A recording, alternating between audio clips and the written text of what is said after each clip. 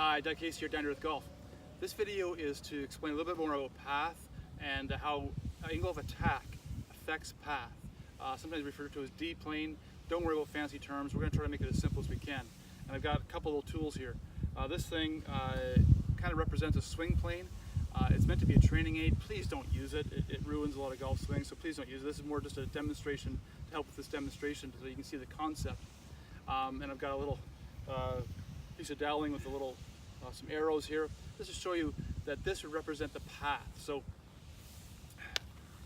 if I'm on this thing here would kind of be a swing plane. Most people call this swing plane, but the path is actually a direction that the club head is moving at any particular point in time. So those arrows would represent the path that the club head is moving. Okay, and that changes obviously moment by moment. Okay, so moment by moment your swing, your path is actually changing. So how does angle of attack, what do I mean by angle of attack? Well, angle of attack just means, are we hitting down on the ball? Is the club head moving a little bit down when it hits the ball, or is it moving up when it hits the ball, or is it moving level? And those things, where you hit the ball in that angle of attack, affects the path of the golf club. As I said, the path changes moment by moment in your swing. So if I was at the bottom of my swing and I had a perfectly level swing, so if I hit the ball right when my swing was level, so it's not moving up or not moving down, then okay, let's say that those arrows are pointing at the target at that point. Well, if I change that and now I hit the ball on the way down, you can see that even though I'm on the same plane, that those arrows are now pointing to the right. And so to actually to point to the target, I'd have to move this whole plane this way. Move it all this way. Let me just exaggerate that a bit. Okay, so there you can see how that is pointing out to the right. It's pointing out to the right, out to the right, out to the right, out to the right, and it would only get pointing at my target when those are level to the ground, or when that big that blue arrow at the bottom there is parallel to the ground.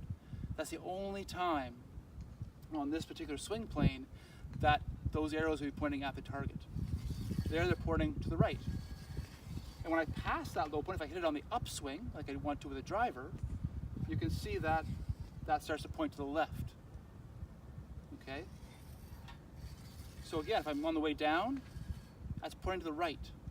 And so if I hit the ball at that point where those are pointing to the right, to get this to point at the target, I would have to change my plane and make it more out to in, if you want to say. The opposite, if I'm hit it on the upswing, okay, so now it's pointing to the left. In order to have that straight on this particular plane, I would have to get my plane pointed more to the right, or more from the inside, if you want to put it that way. So again, I want you to understand that, and we'll go over what the ramifications are for that.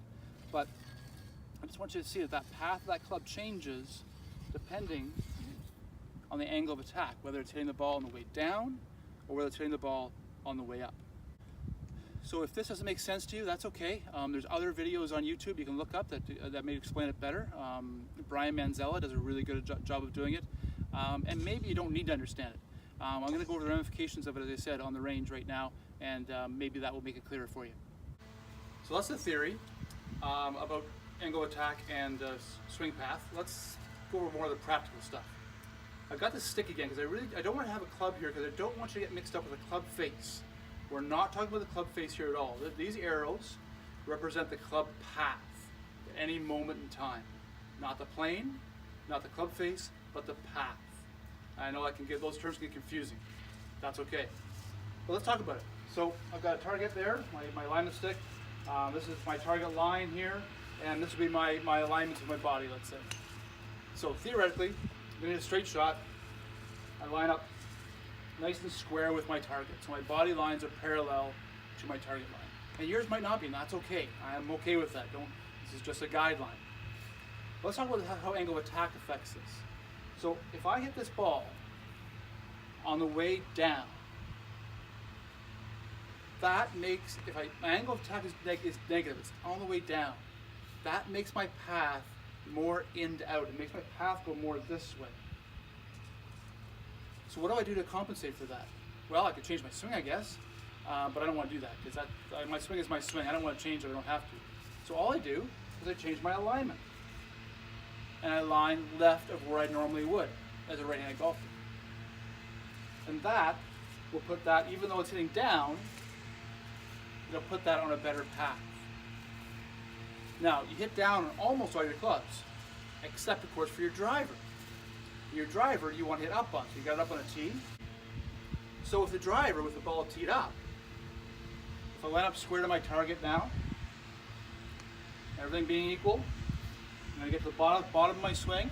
It's going to be going on the way up. Now the path is going to be pointing to the left for a right-handed golfer.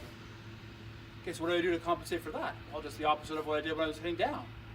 I would line up right, for right-handed golfer, right of where I normally would to hit the driver.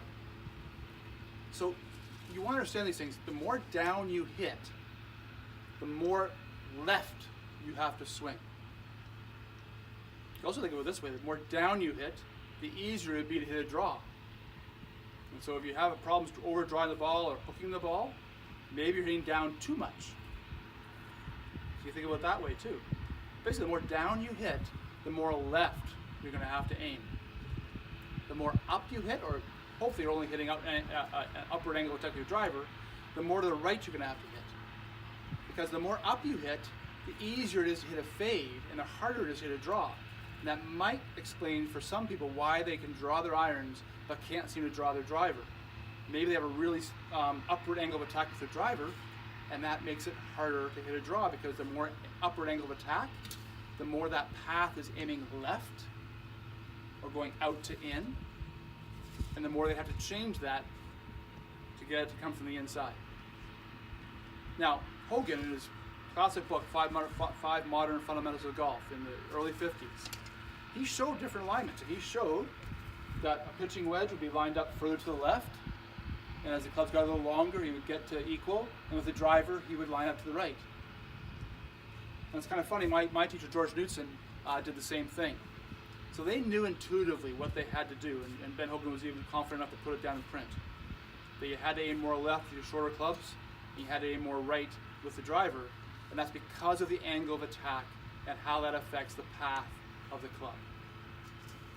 So that's the synopsis of D-plane, or angle of attack and affecting path. The more you hit down on it, again, I'm talking as a right-handed golfer, the more you hit down on it, the more left you have to swing to zero out your path.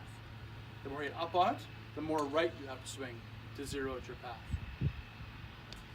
Okay, good golfing.